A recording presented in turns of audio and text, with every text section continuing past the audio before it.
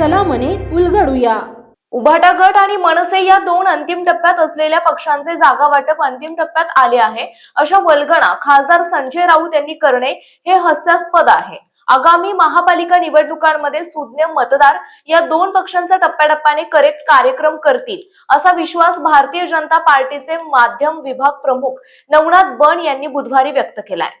भाजप प्रदेश कार्यालयात झालेल्या पत्रकार परिषदेमध्ये ते बोलत होते। मनसेशी युती म्हणजे उभाटा गटाचा अस्तित्व वाचवण्याचा शेवटचा प्रयत्न असून ज्या मनसेवर शिवीगाळ करत जहरी टीका केली होती त्यांच्याच शिवतीर्थाचे उंबरटे उद्धव ठाकरेंना झिजवावे लागणे हा नियतीचा खेळ आहे असा हल्लाबोलही श्री बन यांनी केला। मुंबई ही कोणाची खासगी जहागीर नाही, मुंबई सर्वसामान्य नागरिकांची आहे। ज्या उभाटा गटाने खासगी जहागीर असल्याप्रमाणे मुंबईला ओरबाडले त्यांना मुंबई आमचीच असे म्हणताना लाज वाटायला हवी असा प्रहार श्री बन यांनी केला। मुंबई हे आमचे घर म्हणता, पण कुठलेही घर हे नुसत्या चार भिंतींवर उभे राहत नसते तर विचारांवर उभे असते। वंदनीय बाळासाहेब ठाकरे यांनी विचारांनी शिवसेना बांधली होती। त्यांचे विचार पायदळी तुडवत उभाटा गटाने सत्तेसाठी पक्ष काँग्रेसच्या दावणीला बांधला। बाळासाहेबांच्या विचारांची हत्या करून घराची भाषा करणे राऊतांना शोभत नाही अशी टीका त्यांनी केली आहे। मुंबई ही कुणाच्या कुटुंबाची प्रायव्हेट प्रॉपर्टी नाही, मुंबई मराठी माणसाची आहे, मुंबई इथल्या राहणाऱ्या सर्वसामान्य नागरिकांची आहे। आजपर्यंत स्वतःची जहागीर म्हणून, आजपर्यंत स्वतःची खाजगी मालमत्ता असल्यासारखं मुंबईला वापरलंय।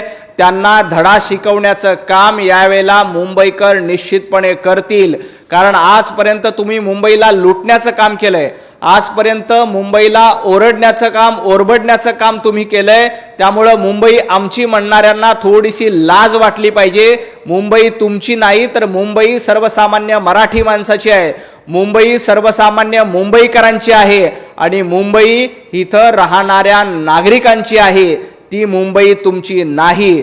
राहिला प्रश्न, मुंबई हे आमचं घर आहे असं ते म्हणतात।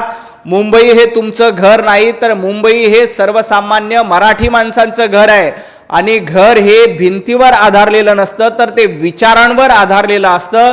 तुमच्याकडे ना विचार आहेत ना तुमच्याकडे आचार आहेत।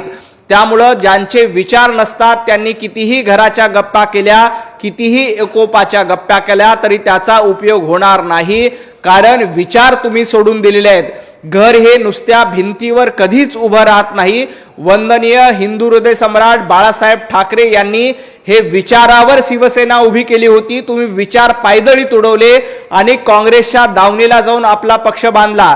तुम्ही विचारांची हत्या केली आणि काँग्रेसच्या राष्ट्रवादीच्या शेजारी जाऊन तुम्ही बसलात। त्यामुळे ज्यांनी विचारांची हत्या केली त्यांना घराची भाषा बोलणं शोभत नाही, त्यांना ज्यांच्यामध्ये विसंवाद आहे त्यांना संवादाची भाषा शोभत नाही।